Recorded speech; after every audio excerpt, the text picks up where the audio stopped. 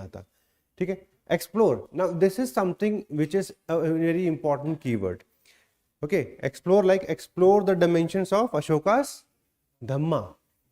Means what could be the possible dimensions of Dhamma? Try to identify them. Okay, so explore those dimensions. Like it could have political dimension, it could have social, economical, cultural. So we are seeing the overall umbrella or the universe which can be linked to that specific concept. So this is about the explore the dimension of Ashoka's Dhamma. So such keywords can be used. Explore is all about to examine, study, investigate in detail to gain deeper understanding, differential interpretations. Okay, like explore the application of segmentary state model to Vijayanagar Empire. Explore करो, ठीक है. कहाँ तक लगा पाओगे नहीं लगा वो फिर आपको देखना है. Explore, this is an uncharted territory, वो आपको समझने की कोशिश करनी पड़ेगी dimensions. So this can easily be asked in case of historiography. Okay, जैसे कि आपका भक्ति के लिए आ सकता है, explore the various dimensions of bhakti. तो you have to explore whatever you know. तो यहाँ पे आपकी डायमेंशन डिस्टिंक्टली दिखनी चाहिए.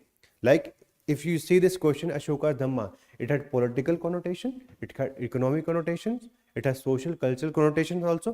So all those dimensions you have to pick up and then you have to link, and if you know the name of the historian, so usko uske साथ में करना है. These are the various dimensions which can be linked to Ashoka's Dhamma. Explore में mostly आपको views के ऊपर जाना पड़ता है.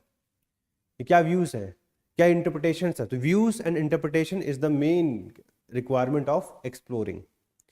Or when they ask कि भाई specifically explore the application of any specific concept on this, जैसे उन्होंने क्वेश्चन पूछ सकते हैं कि explore the concept of the term Indian feudalism.